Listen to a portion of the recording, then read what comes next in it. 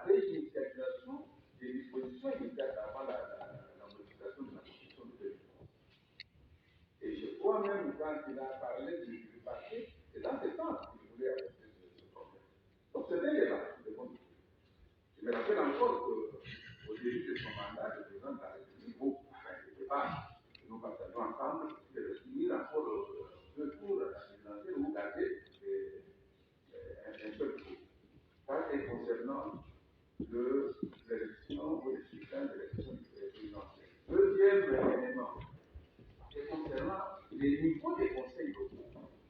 Faut-il garder les conseils locaux au niveau des secteurs, c'est-à-dire communes rurales, ou pour réduire les conseils locaux au niveau des territoires, juste des communes urbaines?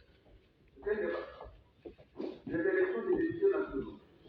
Faut-il maintenir des modes de soutien proportionnels à plus correct, renforcer les seuils électoraux à plus d'1%, passer au mode de soutien majoritaire de la liste, et introduire la discrimination positive qui prévoit un mécanisme en faveur des femmes et des personnes vivant avec des handicaps.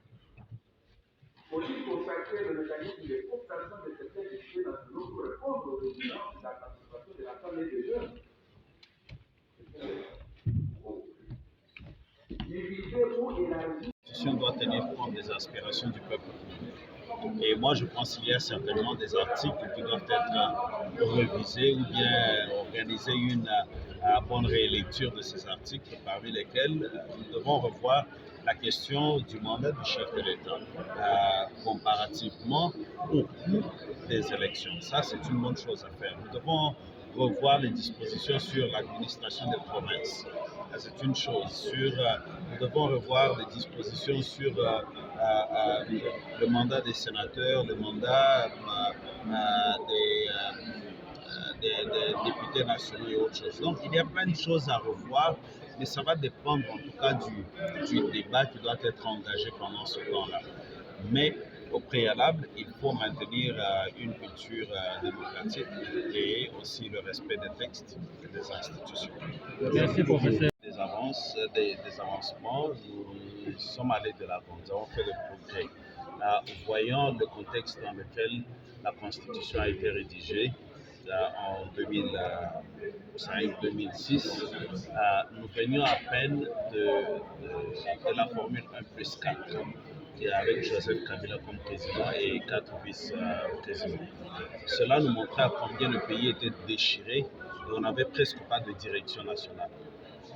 Avec la Constitution, nous avons eu les premières élections en 2006 et 2011, 18 et 23.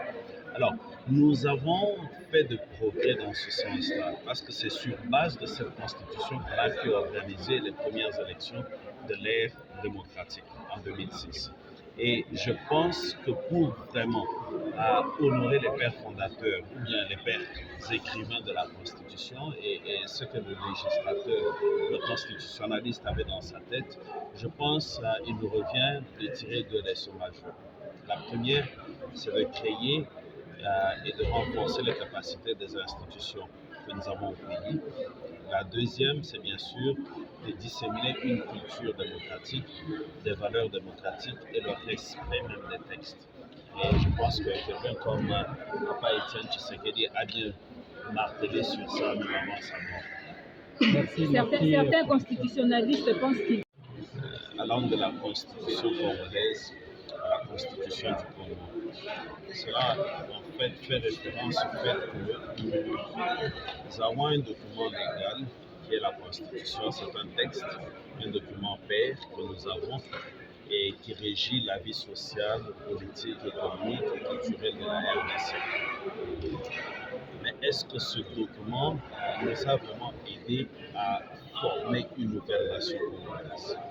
Ou bien nous sommes toujours avec la même ancienne nation congolaise avant la promulgation de ce document, ou bien ce document nous a aidé à former une nouvelle nation congolaise. Donc c'était en fait ça le résumé ou bien le sujet de ma présentation aujourd'hui. Et quel a été le constat